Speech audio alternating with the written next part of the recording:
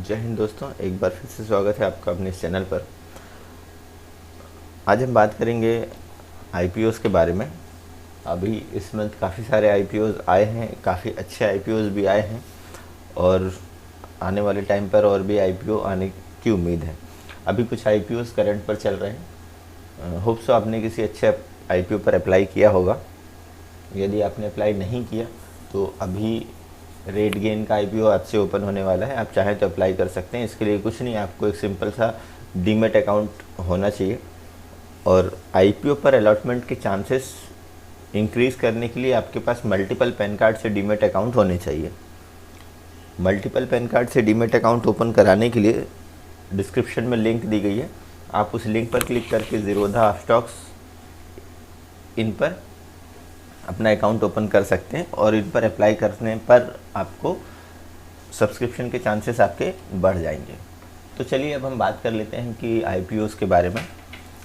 अभी आज हम बात करने वाले हैं रेट गेन आईपीओ के बारे में और क्या है कंपनी, क्या है, क्या काम करती है, कैसे काम करती है, बिज़नेस मॉडल क्या है, ठीक है। और इसके अलावा रेवेन्यू कैसा है, मार्जिन कैसे हैं, सारी बातें आज हम इसके बारे में करेंगे।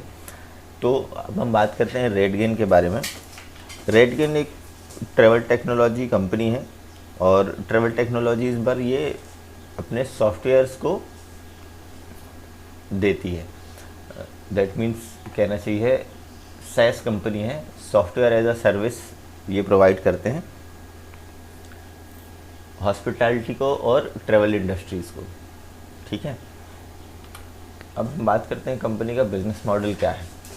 कंपनी का जो बिज़नेस मॉडल है दोस्तों, कंपनी के बिज़नेस मॉडल जो है ये अपना डेटा यूज़ करते हैं, ठीक है, प्लस सॉफ्टवेयर प्रोवाइड कराते हैं।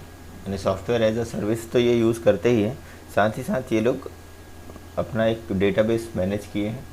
क्लाइंट का अच्छा खासा इनके पास डेटाबेस है और कस्टमर डेटाबेस है। अब इस डेटाबेस पर ये लोग ट्रैवल एजेंसीज़ के लिए जो भी ट्रैवल पैकेज एजेंट हैं, ठीक है, जो कार रेंटल सर्विसेज है, कार रेंटल सर्विस कंपनीज़ हैं, ठीक है, फर्म होटल हैं और एयरलाइंस वगैरह ये है। अब इनके लिए एक डिस्ट्रीब्यूशन का काम करते हैं प्लस मार्केटिंग का भी यूज़ करते हैं एंड मार्केटिंग भी ये प्रोवाइड कराते हैं। अब ये कैसे कराते हैं इसके लिए हम बात करेंगे आगे।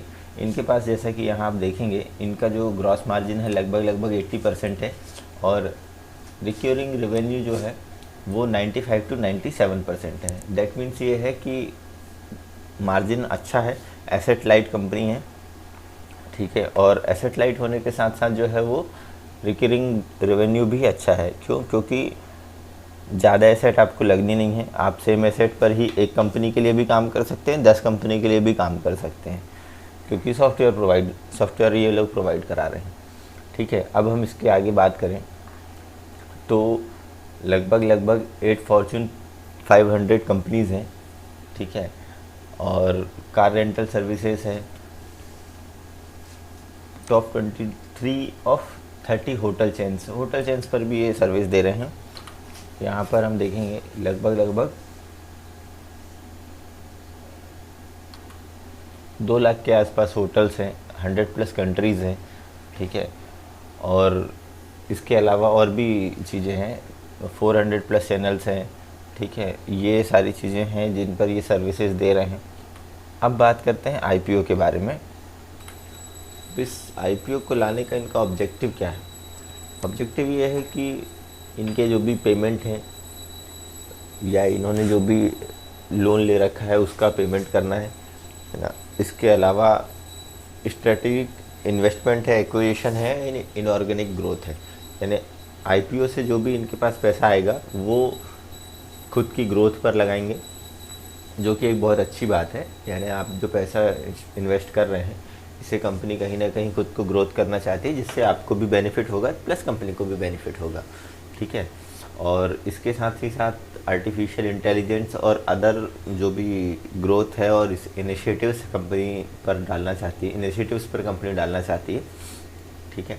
और इसके साथ साथ खुद का एक डेटा सेंटर के लिए भी कंपनी इक्विपमेंट परचेस करना चाहती है। और इसके अलावा भी और है जो जनरल पर्पस कॉरपोरेट पर्पस के लिए होते हैं, यानी छोटे मोटे ऐसे ही इनके ये गोल्स हैं इनके आईपीओज़ के।